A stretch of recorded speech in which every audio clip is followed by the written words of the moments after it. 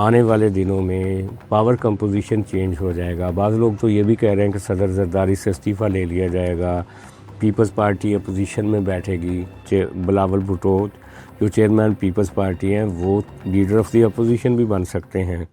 السلام علیکم, میں ہوں سجاد انور. آپ دیکھ رہے ہیں میرا یوٹیوب فیس بک چینل گفتگو. اگر ابھی تک آپ نے میرا چینل سبسکرائب نہیں کیا یا فیس بک پیج لائک نہیں کیا تو اس کو لائک کر لیں, سبسکرائب کر لیں یوٹیوب پیج کو.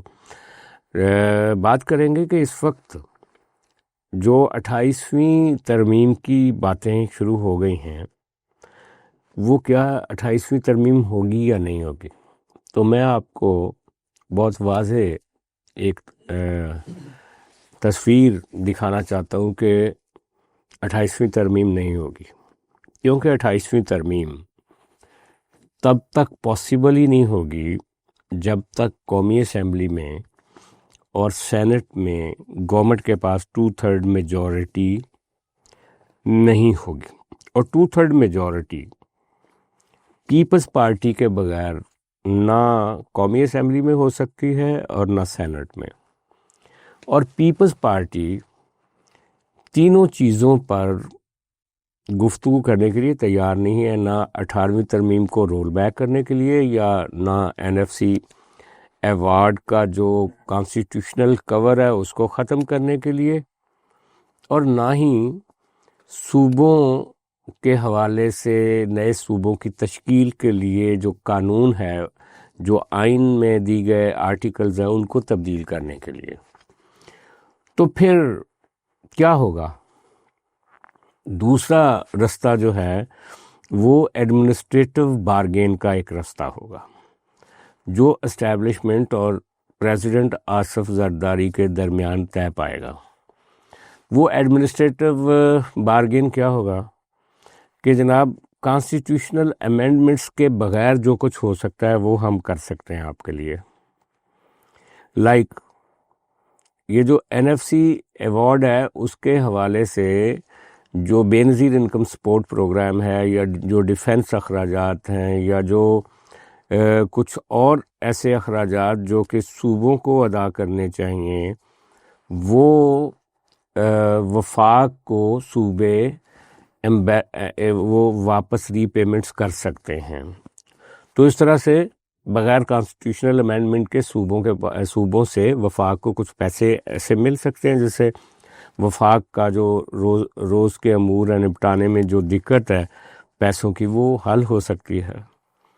اسی طرح جو دوسرا بڑا سوال ہے وہ یہ ہے کہ صوبوں سے جو شہروں کو اور بلدیاتی اداروں کو جو پروونشل فائنانس کمیشن بننے ہیں وہ بنائے جائیں. تو اس کے لیے بھی کانسٹیٹیوشن کی ضرورت نہیں ہے, وہ تو صوبوں کے اپنے اپنے ایڈمنسٹریٹو طریقے ہیں.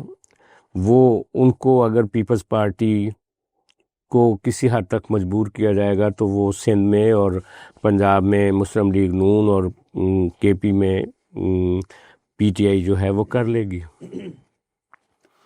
اور اس کے علاوہ جو باقی چیزیں ہیں اس پر بھی اب کوئی ترمیم مجھے نہیں لگتا آنے والے دنوں میں پاسبل ہوگی.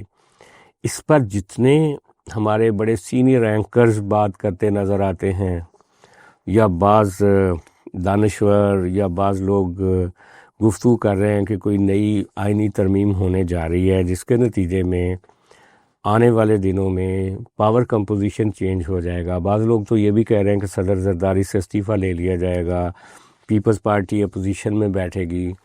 لیکن یہاں میں یہ ضرور کہہ دوں کہ آنے والے دنوں میں یہ ہو سکتا ہے کہ پیپلز پارٹی مرکز میں وفاق میں اپوزیشن کی سیٹوں پہ بیٹھے, اور اگر پیپلز پارٹی کا نمبر جو ہے وہ PTI سے زیادہ ہوگا تو بلاول بھٹو جو چیئرمین پیپلز پارٹی ہیں وہ لیڈر آف دی اپوزیشن بھی بن سکتے ہیں. اور یہ ہماری اسٹیبلشمنٹ کی خواہش بھی ہے کہ اچک زئی کی جگہ پہ Bilawal Bhutto leader of the opposition بن جائیں.